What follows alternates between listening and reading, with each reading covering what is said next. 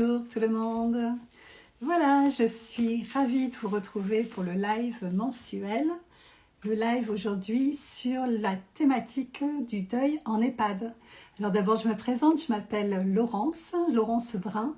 Je suis formatrice pour les personnes pour les coachs et thérapeutes, les gens qui sont dans la relation d'aide, et je suis formatrice sur le deuil. Et aujourd'hui, pour ce live mensuel, j'accueille Sylvie. Alors, je vais faire comme ça. Voilà. Le petit moment, voir si la technique veut bien nous aider. Coucou.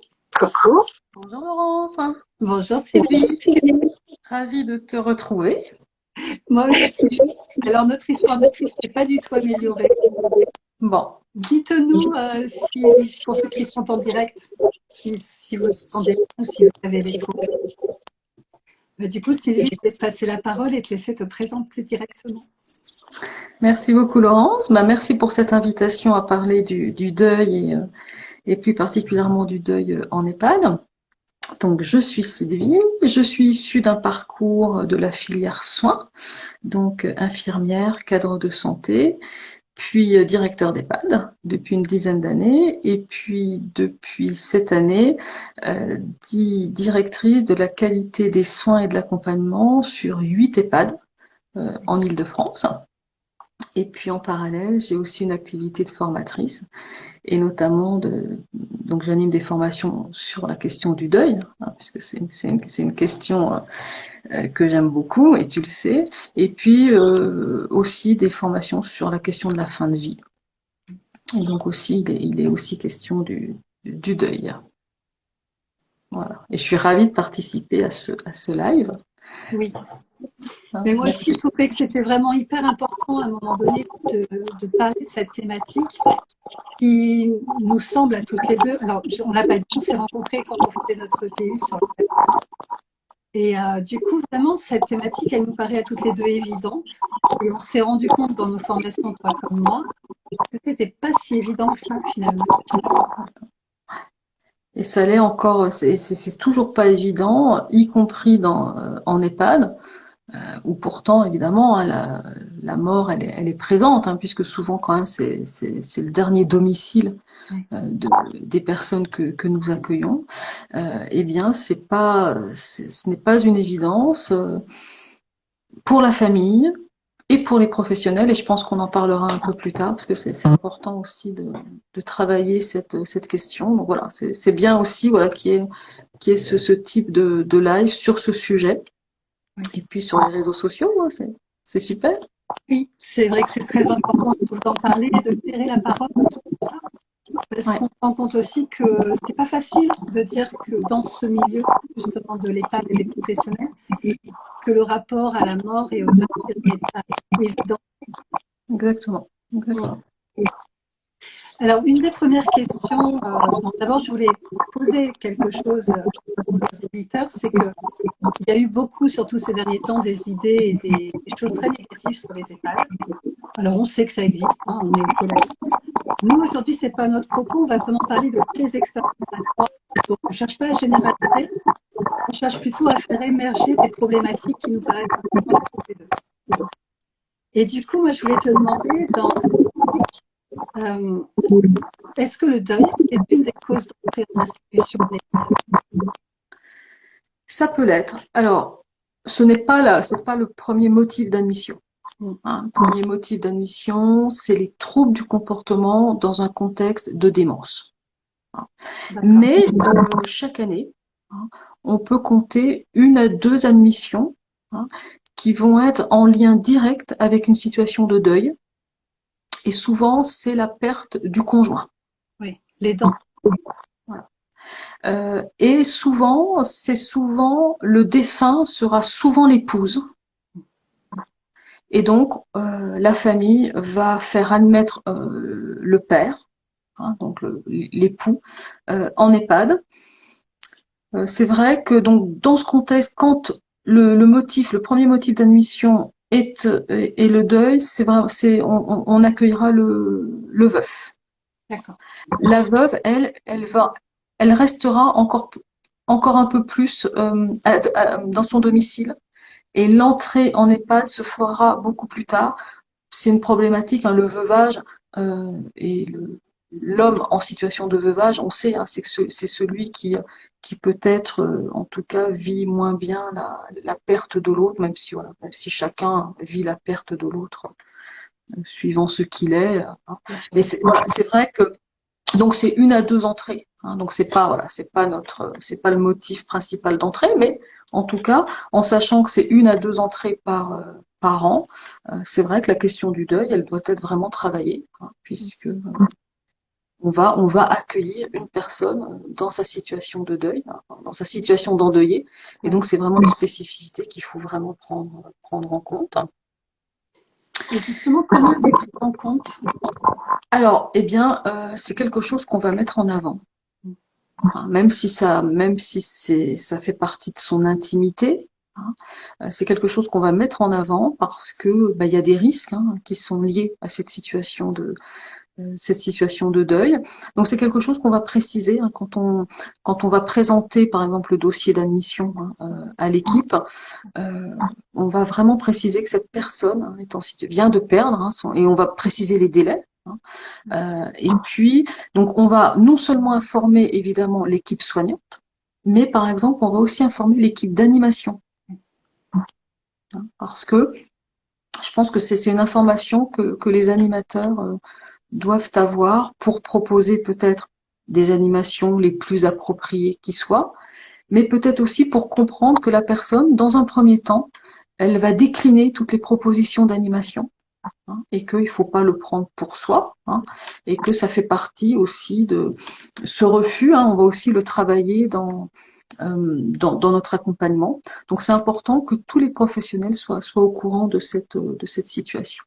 Et puis plus généralement, eh bien, on va aussi devoir gérer des résidents qui sont dans l'établissement depuis très peu de temps ou depuis longtemps et qui vont être confrontés à la perte d'un proche. Alors ça peut être un frère, une sœur, ça peut être un enfant, puisqu'on a quand même des populations qui sont très âgées, et donc des enfants qui entrent aussi dans la catégorie des seniors et qui peuvent être amenés à décéder. Et donc là, on sera conduit à accompagner le résident très âgé qui va être confronté à la perte de son enfant. Et donc ça, c'est comme pour toute situation, hein, ça peut être compliqué. Évidemment, c'est compliqué pour la personne qui est en situation de perte, mais ça peut être aussi assez déroutant pour nous, hein, les professionnels. Donc ça, j'ai envie de dire que cette situation-là, on va la rencontrer beaucoup plus souvent que la cause d'admission liée à la perte d'un être cher. D'accord. Donc voilà la réalité du deuil, on va dire, dans l'EHPAD. Et puis la troisième réalité, c'est qu'on va avoir un résident qui décède, et il va se trouver que certains résidents vont peut-être se trouver en situation de deuil, parce que c'était la chambre d'à côté, c'était le voisin de table, c'était la personne avec qui on allait systématiquement faire telle ou telle activité. Il y avait des liens, hein, des liens même profonds qui ont pu se créer entre deux ou plusieurs résidents. Et quand un de ces résidents décède, ça peut créer une situation de deuil pour les autres. Donc cette troisième réalité, hein, on l'a vraiment intégrée à notre accompagnement. D'accord. Alors, je vais te laisser dérouler. Heureusement, on avait un peu prévu nos questions avec vous. On me dit qu'on m'entend très mal. Ah, j'entends l'écho aussi. Donc, du coup, je vais te laisser beaucoup la parole, Sylvie, pour avancer dans le... d'accord. Alors, qu'est-ce qu'on fait concrètement? Parce que c'est ça aussi. Hein. Qu'est-ce qu'on fait concrètement? On va être sur 2 volets. Un volet où des actions, on va dire, intrinsèques à l'établissement sont mises en place. Et quand on le fait pour on le fait pour toutes les personnes qui vont être confrontées à la même situation. Hein, ce principe d'équité, pour moi, il est très important. Alors, quand on va avoir une personne en situation de deuil, quelles que soient les 3 réalités, hein, que nous avons évoquées, systématiquement, il y a des entretiens individuels qui sont proposés par le psychologue de l'établissement. Après, la personne accepte ou pas, mais on fait cette proposition de façon systématique. On va proposer aussi des séances de psychomotricité. Nous avons la chance d'avoir dans chacun de nos établissements de la psychomotricité, à temps plein ou à temps partiel, mais en tout cas c'est là. Et on a vraiment travaillé avec les psychomotriciens pour qu'ils travaillent cette notion de deuil dans leurs séances. Ça, c'est important. Ça marche pas, mais en tout cas, c'est quelque chose qu'on initie et là, de façon systématique. On va prendre un temps aussi pour faire en sorte que les soignants intègrent cette nouvelle situation de deuil dans leur pratique. Que ce soit pendant la toilette, que ce soit pendant l'aide au repas, que ce soit aussi pendant les activités. Avoir en tête, alors, donc on fait de la formation en interne pour que la situation d'endeuillé ne soit pas enfermant. C'est-à-dire qu'on ne peut pas résumer le résident à sa situation de deuil. Mais on sait que pendant un certain temps, alors ce temps il varie selon les personnes, évidemment, et puis selon aussi le contexte, mais sur ce temps-là, on a en tête que la personne émotionnellement vit des choses très particulières par rapport à cette perte. Et donc, on l'a toujours en tête, voilà, quel que soit le type de soins qu'on va prodiguer. On va sensibiliser aussi les équipes d'animation en précisant que cette personne-là vient de perdre un membre de sa famille. On va préciser, alors là, évidemment, ils sont au courant, mais faut être vigilant par rapport au groupe. On a un résident qui vient de décéder, qui était très participatif aux activités. Et donc, effectivement, on va être en situation aussi de repérage. Qu'est-ce qui se passe chez les autres résidents? Et puis, les informations, on les fait remonter aux professionnels concernés. Souvent, c'est quand même ou le médecin coordinateur et ou le psychologue. J'essaye de passer une petite info. Il y a Virginie qui nous dit que c'est ce qu'ils vivent en ce moment, le côté d'un résident.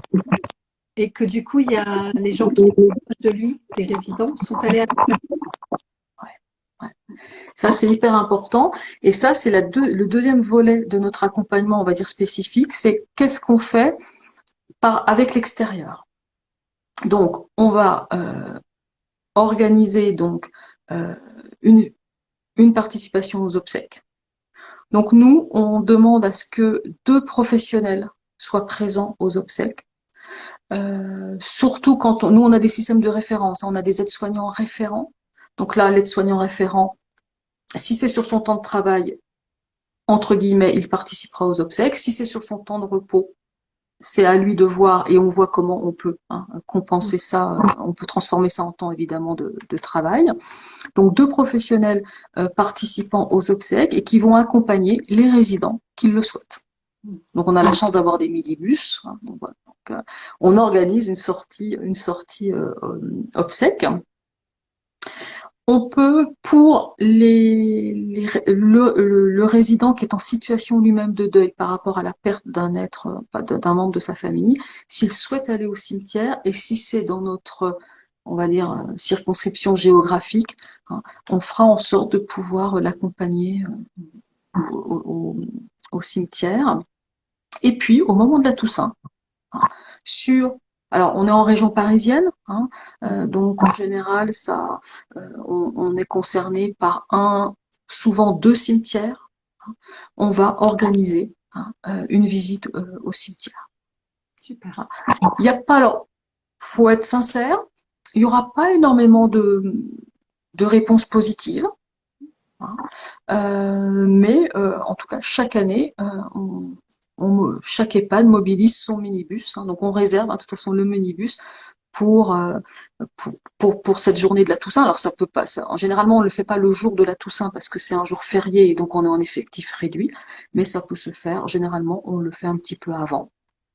Et voilà. Et ça c'est quelque chose qui est acquis et qui est récurrent. C'est pas une fois on y pense, c'est chaque année. C'est inscrit sur l'agenda annuel. Donc c'est le service animation qui pilote. En tout cas, c'est enregistré comme une activité, mais en tout cas c'est récurrent et ça se perdure dans le temps. Et puis quand on a un décès d'un résident, hein. Au sein de l'établissement, on va organiser un temps de recueillement formalisé, donc c'est tel jour à telle heure. Donc tous les résidents qui veulent peuvent s'y rendre, les professionnels aussi. Hein, c'est sur du temps de travail. Et puis on a des familles aussi, parce qu'on met des affiches, et on a aussi des familles qui se joignent à ce temps de recueillement, qui est piloté généralement par le psychologue ou le cadre de santé. Donc c'est un temps voilà, où on va peut-être... Alors on a aussi la famille du défunt qui peut être là. Donc ça, c'est des moments qui sont très forts. Hein. Donc on a formalisé avec une photographie de la personne, une bougie hein, sur une sorte d'autel laïque, mais voilà. Et puis c'est un temps de parole. Il y a des résidents qui auront écrit un texte, qui voudront lire un poème. Hein. Donc ça, voilà, c'est des temps qui sont très forts. Et puis c'est un temps qu'on va instituer avant les obsèques. On est vraiment dans le symbolique. Ouais, vraiment. Et là, on voit que quasiment tous les professionnels participent à ce temps de recueil. Ça, c'est vraiment important. On va mettre aussi une affiche informant du décès du résident hein, sur des lieux de circulation. Cet affichage et ce temps de recueillement, on peut ne pas le faire à la demande de la famille. Oui, bien sûr. Voilà. On travaillera quand même avec la famille le temps de recueillement qui nous semble, nous, nécessaire pour les autres résidents, pour les professionnels.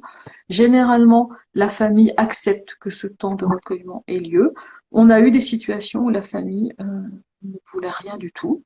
Et évidemment, ça, on l'accepte et on informe. Par contre, on informe. Hein. On dit à la famille qu'on va informer les résidents et l'équipe de leur volonté.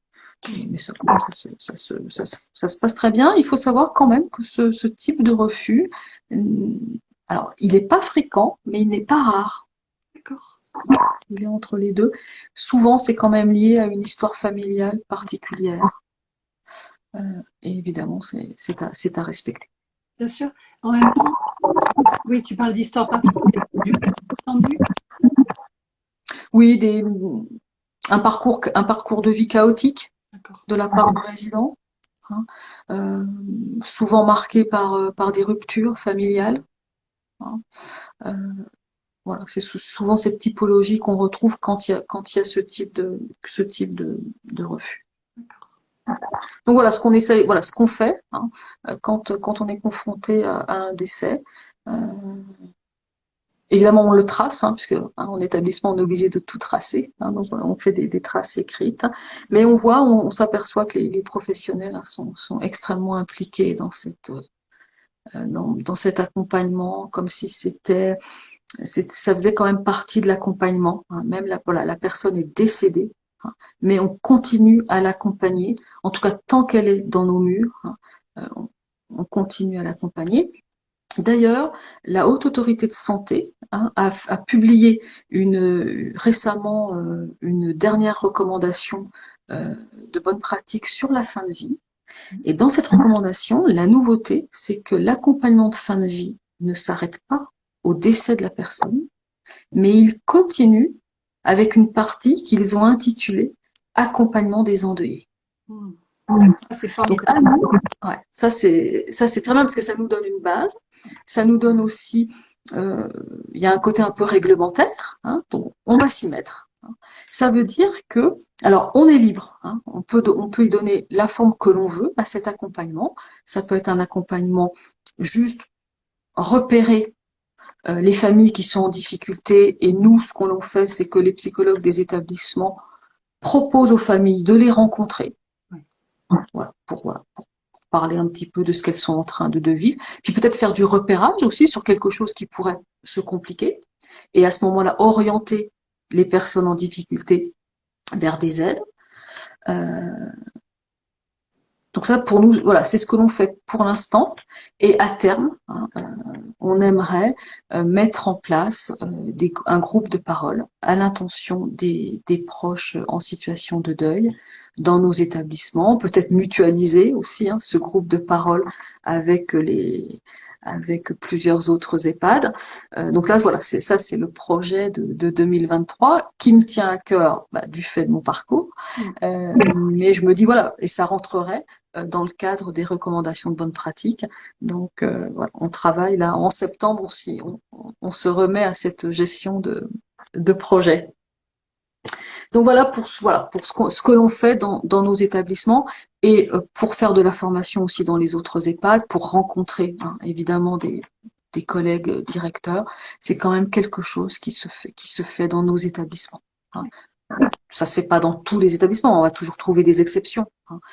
Mais voilà, la question du deuil, elle est quand même, voilà, elle fait partie des préoccupations des équipes de direction. Et ça, c'est positif. Ce qui est très intéressant, c'est qu'on peut en parler. Ouais, c'est ça. C'est ça, parce que comme tu le disais, et on le sait aussi, hein, la mort, c'est tabou. Oui. C'est tabou dans notre société, c'est tabou en EHPAD, même si en EHPAD, hein, on côtoie la mort, hein, la mort qui se fait, puis la mort à venir, hein, parce qu'on sait que voilà, les résidents, probablement qu'ils vont décéder dans notre établissement, peut-être à l'hôpital, mais en tout cas, voilà, ils sont amenés à décéder dans notre établissement. Eh bien, ça reste quand même quelque chose de tabou, hein, et on a des professionnels qui peuvent être en difficulté avec le décès de la personne, qui peuvent être en difficulté avec les réactions des familles. Hein. Voilà. Chaque famille réagit comme elle peut, comme elle veut, hein, au décès de son parent. Or nous, voilà, on a aussi des préjugés là-dessus. Hein. Hein, le deuil, ça devrait être un immense chagrin, ça devrait être des pleurs, ça devrait être une grande tristesse. Puis on a des familles qui sont pas dans ce type de réaction, et ça peut aussi désarmer les professionnels. D'où l'intérêt de former sur cette question du deuil. Hein. Ça, c'est hyper important. Hein. Bon, on avait on va essayer un truc, Sylvie. Quand je parle, tu as un petit micro. Est-ce que tu peux appuyer dessus? On va voir si du coup il y a moins d'écho. Oui, génial. Bon, du coup, on va parler alternativement. Ce sera plus confortable pour les gens qui nous écoutent. Moi, je voulais partager ce témoignage qu'on a eu de Virginie, qui d'ailleurs a pu être un petit peu présente là sur le live, qui disait, voilà, ça fait 14 mois que je travaille en EHPAD. Hein, donc 14 mois, ça fait pas très longtemps, mais quand même. Et j'ai encore du mal à me faire au décès des résidents. Je ne sais pas comment m'y prendre avec la famille et moi-même à prendre du recul sur les décès, même si je sais qu'en EHPAD, c'est normal. Après, je sais qu'il y a des résidents qui souhaitent mourir et j'ai découvert de moi-même un décès et je n'étais pas sûre. Donc, je trouve moi, dans ce témoignage, je retrouve tout ce que j'ai pu entendre en formation. La crainte de se retrouver face à quelqu'un qui vient de décéder et d'être finalement assez démuni.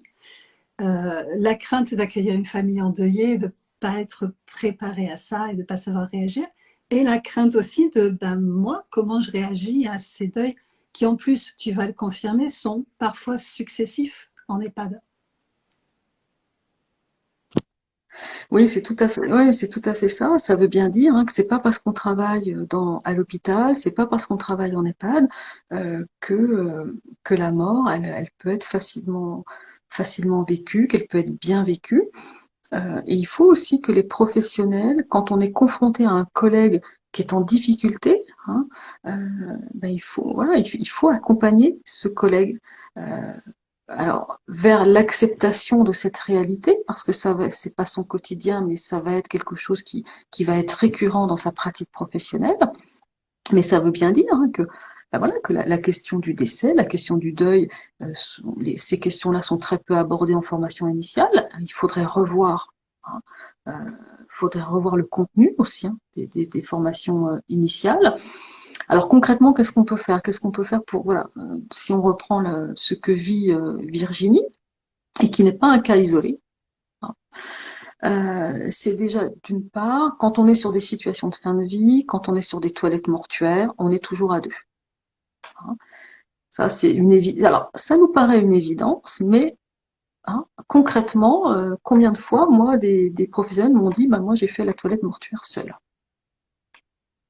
Ouais, encore maintenant, voilà, en 2022, j'ai récemment eu ce témoignage. Donc voilà, donc les personnes, les professionnels qui sont pas à l'aise aussi avec le cadavre, hein, eh ben, il faut aussi les accompagner. C'est notre rôle aussi à nous, les professionnels, ancrés depuis plus longtemps hein, dans ce milieu-là. C'est à nous d'aider hein, les nouvelles recrues, les jeunes diplômés. Hein. Ça fait vraiment partie, c'est une de nos missions et c'est fondamental de l'assurer. Qu'est-ce qui pourrait aider aussi? Alors, je te donne nous ce que nous faisons dans notre établissement. Il y a certainement d'autres idées, d'autres initiatives. Nous, dans la semaine où s'est produit le décès, le vendredi de cette semaine-là, à 13h30, le psychologue ouvre son bureau pour un temps d'échange, un temps de parole avec les professionnels qui le souhaitent. Alors, si cette semaine-là, on n'a pas eu de décès, il n'y a pas, il y a pas de, son bureau n'est pas ouvert parce qu'effectivement il a d'autres choses aussi à faire. Mais voilà, la semaine où il y a eu le décès, on sait et c'est un rendez-vous qui est acté. Alors autant te dire qu'au début il y avait très peu de personnes qui y allaient. Moi j'y allais parce que je me suis dit il faut aussi montrer l'exemple. Et puis maintenant tout le monde y va. Donc ça dure 45 minutes, hein, parce qu'évidemment, hein, on le sait tous, hein, on n'est pas le temps est compté. Hein, mais voilà, donc ça c'est aussi un rendez-vous. Et ce qui compte, hein, c'est vraiment cette récurrence. Ça a un côté rassurant, c'est-à-dire que l'équipe sait que même si le décès a eu lieu en début de semaine, même si ça s'est produit dans un contexte difficile, on sait que vendredi, on a un espace pour s'exprimer, hein, pour exprimer ses émotions. On pourra, il y a des propos hein, qu'on pourrait qualifier de pas politiquement corrects, mais c'est pas grave, ça sort et ça fait du bien. Donc ça, c'est important. Vous voyez, ça, c'est quelque chose, voilà, que je pense que chaque établissement peut mettre en place. C'est pas chronophage. Hein. C'est vrai que... Merci. Je sais pas si tu peux appuyer.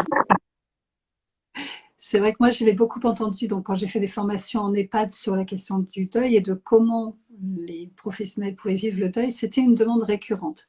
Avoir un espace, pas forcément long, pas forcément tout le temps, et effectivement très lié aux circonstances. Ce que j'aime beaucoup dans ta proposition, c'est le fait que c'est acté. C'est-à-dire que s'il y a un décès, c'est sûr, c'est vendredi à 13h30. Il n'y a plus besoin de passer par la phase, on en discute, on décide, on trouve un créneau. Et ça, c'est hyper rassurant, j'allais même dire contenant pour les équipes. Oui, exactement, exactement. C'est affiché, c'est dans les agendas partagés, et on voit que c'est vraiment un rendez-vous qui est utilisé, quoi, hein, qui fonctionne bien. Et on s'est dit comment on peut faire pour pour encore améliorer l'accompagnement qu'on peut proposer aux professionnels, puis surtout avec le Covid, hein, où il y a quand même, hein, où on a eu des séries là de décès. Hein, eh bien, lors de la réunion hebdomadaire de service, on va commencer cette réunion par un point qui va concerner la personne décédée. Voilà.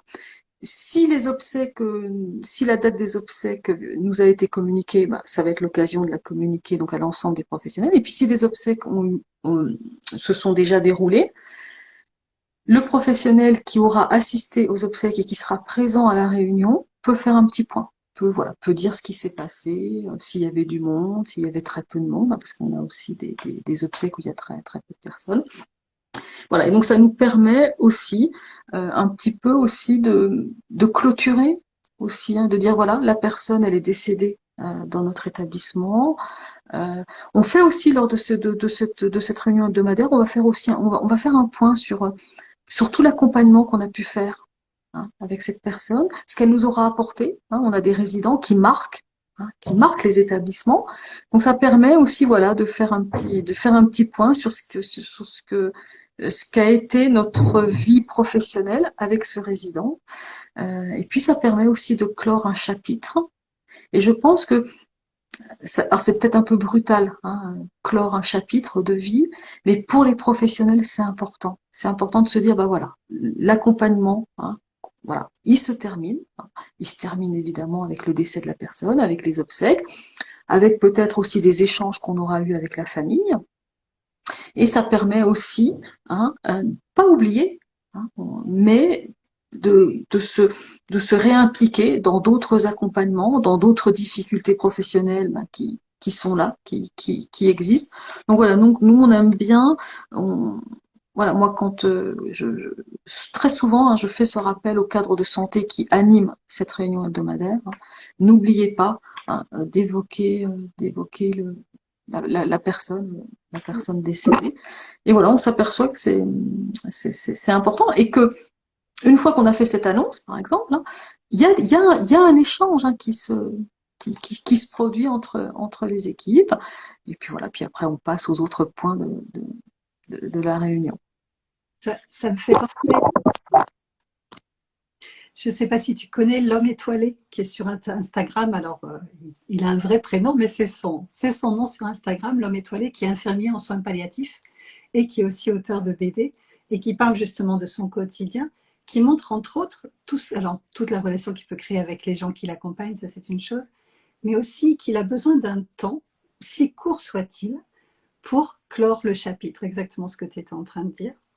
Et effectivement, en EHPAD, on sait que le temps est compté, on sait qu'il y a des gens qui attendent de pouvoir être accueillis, et ça c'est une réalité. Mais les équipes, moi, me renvoyaient, quand ça n'existait pas, ce manque d'un même tout petit temps pour dire au revoir, pour dire cette relation avec ce résident, bonne ou mauvaise d'ailleurs, a existé.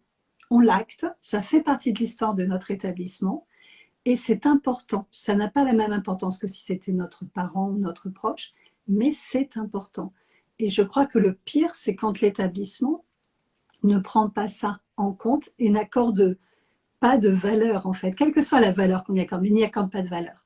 Et j'aime entendre, et je l'ai entendu quand même aussi beaucoup, cette volonté des établissements de trouver un moyen de mettre en accord la réalité du temps qui est une réalité et la réalité du besoin des équipes. Et il y a plein d'initiatives effectivement qui se créent un peu partout. Moi, je disais beaucoup aux équipes, réfléchissez à ce qui vous ferait du bien et proposez-le. Parce que parfois, votre direction est juste démunie et n'a pas d'idée.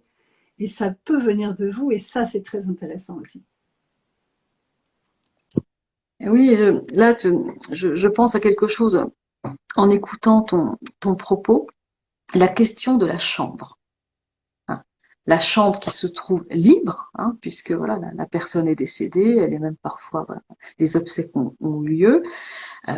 Et puis, alors il faut aussi parler concrètement. Les familles vont libérer très rapidement la chambre, de façon générale, parce que tant qu'une chambre n'est pas libérée, elle est facturée. Donc il y a cette réalité-là, hein, il y a cette réalité financière hein, qu'il faut prendre en compte.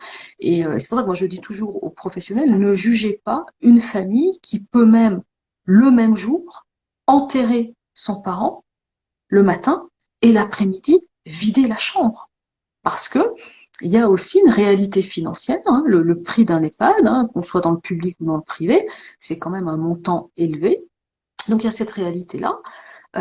Mais donc d'une façon générale, la chambre est libérée très rapidement. Ça voudrait dire qu'en fonction aussi de nos listes d'attente qui sont quand même importantes, hein, voilà, on pourrait se dire, bah, la chambre, on la propose à la personne hein, qui en a fait qui est sur liste d'attente. Alors il y a des EHPAD hein, qui relouent hein, très rapidement la chambre. Et ça, on voit que souvent, ça pose quand même question pour les professionnels. Alors il faut aussi, hein, faut se dire que financièrement, ça a aussi un impact, mais c'est un choix. Hein, et ce choix-là, on l'assume. On ne repropose pas la chambre assez rapidement. On en profite systématiquement pour redonner un coup de peinture. Ça, c'est important. Et on essaye même de changer la teinte. Alors on n'a pas des teintes hein, flamboyantes, on n'est pas dans du orange, dans du jaune. Mais voilà, on va être sur des nuances de blanc. Si la chambre était peinte en blanc, eh ben on va passer sur du beige, par exemple. Et puis si la chambre du défunt était couleur beige, on passera sur du blanc. Voilà. Et on essaye, voilà, donc on essaye de quand même de mobiliser l'équipe de maintenance et d'entretien rapidement. Hein, et on joue là-dessus en fait. Hein, le temps que l'équipe soit libre pour redonner le coup de peinture, pour faire 2-3 petits travaux, hein, le temps de séchage de la peinture, hein, le temps, nous, que l'on fasse l'admission, hein. Bon, en général, il se passe une semaine. Alors, certains directeurs pourront dire que pour eux, hein, une semaine, c'est long, hein. Surtout dans le public, hein, où on a des listes d'attente qui sont très importantes parce que nous sommes habilités à être sociales, hein, donc nous avons énormément de demandes. Donc une semaine, ça peut être important. Donc moi j'entends aussi, hein, les directions, hein, qui disent, nous, on peut pas se permettre une semaine. Nous, on a fait ce choix-là, hein, qui peut avoir des conséquences, hein, financières. Hein, faut pas se cacher cette réalité. Mais voilà, on s'aperçoit que nous en tout cas, on considère que c'est un bon délai, hein, pour que le soignant. Alors, je ne sais pas si on peut parler de faire son deuil quand on est soignant. Ça, c'est une grosse interrogation, hein. Il y a différentes écoles, hein. Mais en tout cas, on voit et le retour des professionnels quand on les interroge, c'est un retour qui est extrêmement positif. Donc nous, on est parti sur ce délai-là. Parfois, il peut être raccourci, hein, quand on a des demandes en urgence, hein, quand on a on peut avoir des demandes qui ressembleraient à des mises à l'abri, hein, parce que malheureusement, hein, les contextes de violence conjugale, ça se produit même, hein, chez le sujet âgé, voire très âgé. Donc là, donc là, dans ces cas-là, effectivement, on va raccourcir, mais bon, d'une façon générale, on est sur une semaine de délai entre la libération de la chambre et l'arrivée d'un d'un nouveau résident. Ça a été à la demande des professionnels. Les professionnels, ça, ils ne peuvent pas accepter que la chambre soit relouée dans les 24 ou 48 heures. Donc nous, on l'a entendu, on l'a pris en compte. Ça voilà, pour les directeurs, ça, c'est quelque chose vraiment à intégrer dans leur pratique professionnelle d'admission. Ok. Écoute, c'est hyper riche, hein, d'entendre tout ça. Et je pense que tous les gens qui travaillent en EHPAD vont pouvoir peut-être s'autoriser justement de faire des propositions, de faire des demandes. Moi, je sais que les premières formations que j'ai faites en EHPAD étaient à la demande des équipes, hein, qui disaient on a besoin d'en savoir plus parce que justement, on n'arrive pas à faire notre deuil. Je suis d'accord avec toi, cette question-là, elle résonne beaucoup, mais elle a tout intérêt à être discutée. Voilà. Et chacun finalement va trouver sa place, son chemin. Ça dépend aussi de la relation que les gens avaient avec le résident. Donc à chaque deuil, c'est encore différent, on le sait bien, hein. Mais voilà, ça, je trouve ça vraiment très intéressant de montrer ces innovations-là. J'avais trouvé aussi, et j'avais envie de le partager, j'avais rencontré une psychologue qui travaillait en EHPAD et qui avait beaucoup de personnes qui, voilà, avaient été diagnostiquées avec la pathologie d'Alzheimer et qui se rendaient compte que dans le discours récurrent de ces personnes revenait justement le rapport à leur défunt, et particulièrement quand c'était des femmes, quand elles avaient perdu un enfant. C'était quelque chose vraiment de très récurrent. Et elles ne savaient pas trop quoi en faire. Donc on s'était contactés, on avait monté un projet ensemble. Et j'ai juste envie de partager ce projet que j'avais trouvé assez génial. Au contraire de toi, elle était en campagne, donc loin, très très loin des cimetières, surtout que parfois, c'était des cimetières d'il y avait 70 ans, donc les gens avaient pu bouger. Donc l'accès au cimetière n'était quasiment pas possible. Et puis en plus, les pathologies faisaient que c'était très compliqué. Donc ils avaient dans leur EHPAD la chance d'avoir un grand parc avec des arbres. Donc ils avaient choisi un arbre et chaque résident avait choisi un ruban de couleur. Ils avaient accroché les rubans dans cet arbre avec parfois une décoration, une broderie aussi parfois, hein, de certaines. Et du coup, à chaque fois qu'il y avait le besoin de se recueillir, les personnes pouvaient se rendre auprès de cet arbre. Ce qui est extraordinaire, c'est que les équipes ont demandé si elles pouvaient mettre aussi des rubans pour leurs défunts. Moi, j'avais trouvé ça génial. Et ce qui est aussi assez extraordinaire, c'est que des patients qui n'étaient plus du tout dans la mobilité et dans l'envie ont redemandé à aller. Alors, ils avaient choisi très judicieusement un arbre au fond du parc pour justement motiver la mobilité. Et ça a eu un impact extrêmement positif. Donc, en fait, je crois que, comme toujours, on peut tout imaginer et ça prend sens. Ça, voilà, ça vient d'une personne qui a une idée, ça prend sens. C'est hyper intéressant. Il y a plein de choses de possibles à créer. Ça ne demande pas forcément des moyens financiers fous. Finalement, on peut faire. Je trouve que ta proposition du rendez-vous avec le psychologue, de toute façon, le psychologue est là. Alors, on sait qu'il a du boulot, mais voilà, il est là. Et il y a plein de choses comme ça qu'on peut imaginer et qui permettent de prendre en compte et de permettre que les équipes vivent le mieux possible cette situation, parce qu'effectivement, ça en fait partie et ça, on ne peut pas le changer, mais comment les gens le vivent, ça, on peut vraiment l'accompagner. Donc, il y a plein d'initiatives hyper intéressantes. Alors toi, je sais aussi que tu es formatrice. Est-ce que tu veux un petit peu nous en parler de cet aspect formatrice? Bah, avec plaisir. Donc effectivement, comme tu le disais au tout début, hein, on a fait ensemble le diplôme universitaire. On a eu la chance euh, d'avoir des intervenants de grande qualité, évidemment Christophe Fauré, Pierre Canoui, Cynthia Moreau, hein, qui est du côté de Lille. Hein.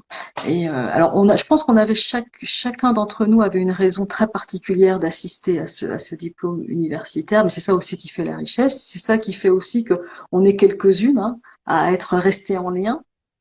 Et ça, c'est vraiment formidable.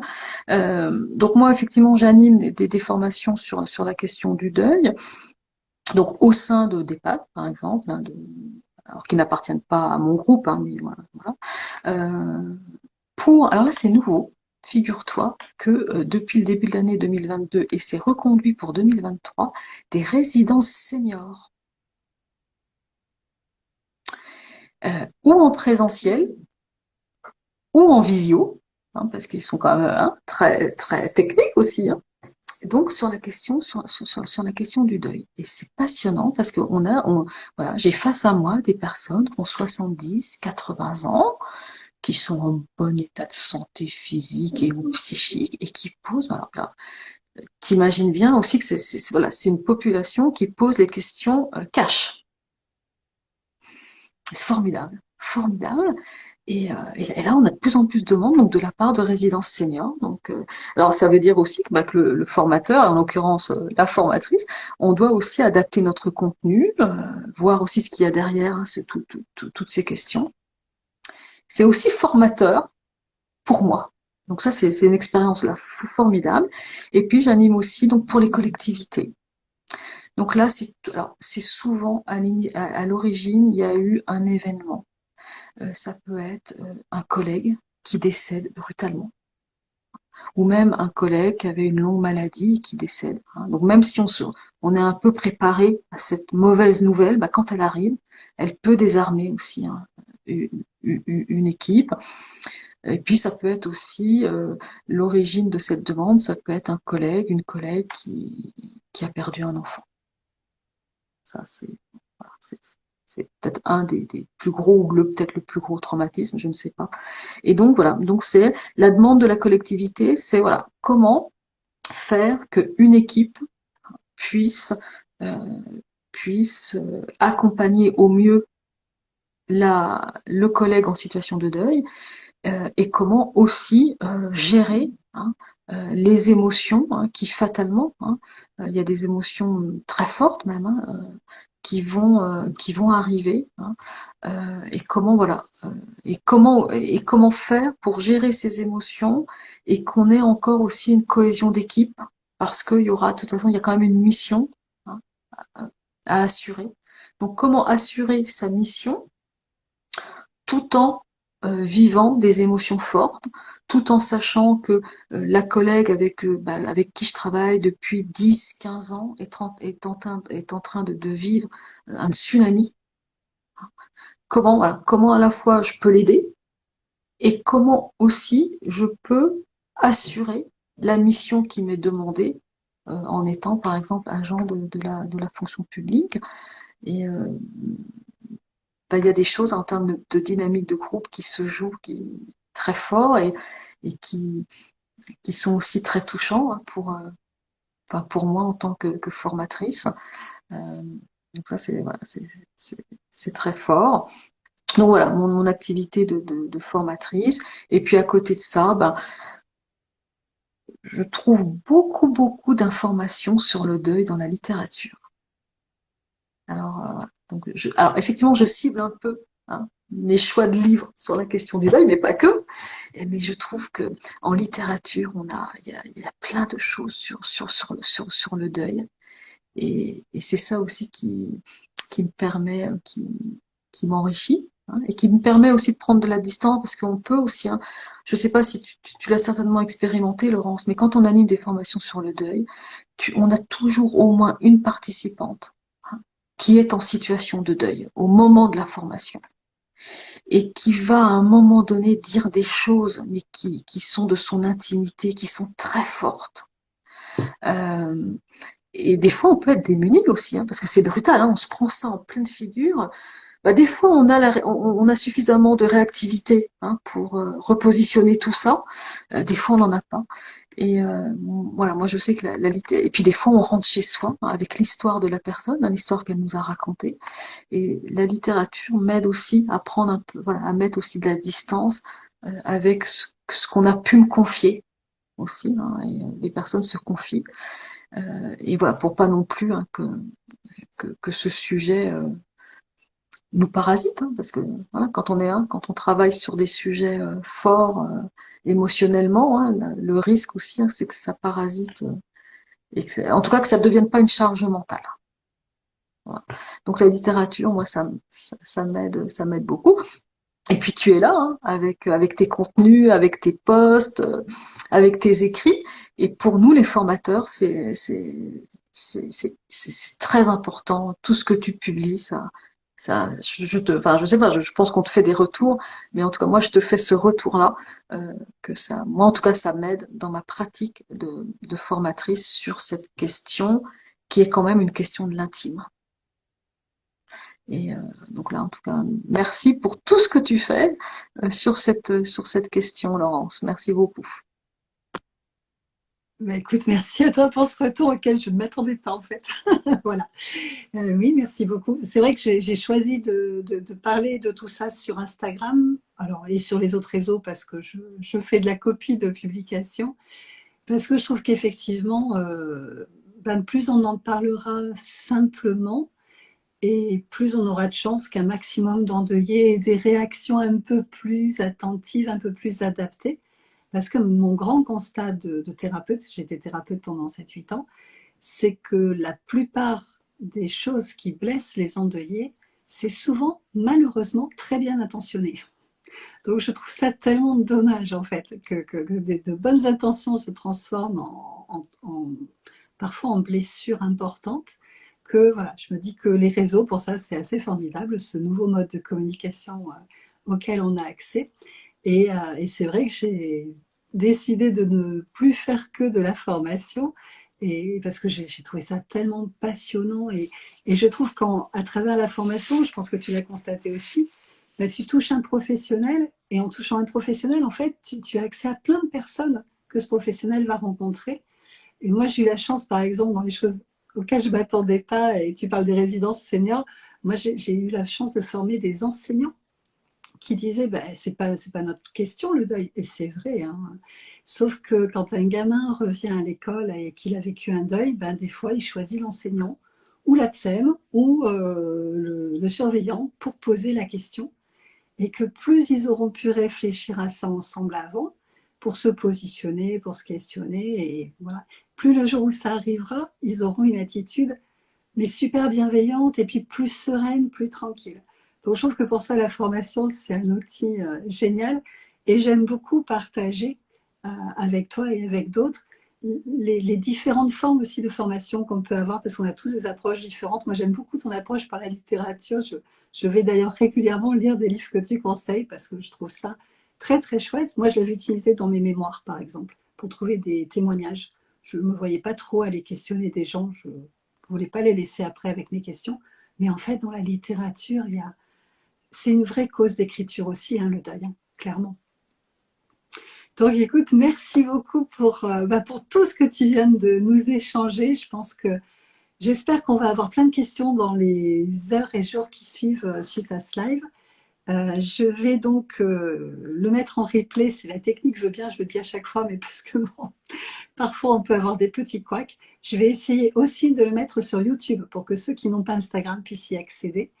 Voilà, et vraiment, n'hésitez pas à venir nous poser des questions. Sylvie, comment on vous y répondra avec grand plaisir, parce qu'on aime toutes les deux beaucoup échanger sur cette thématique, et qui nous réunit vraiment toutes les deux. Donc un grand merci à toi, Et puis, à nos auditeurs, je vous dis au mois prochain avec un autre.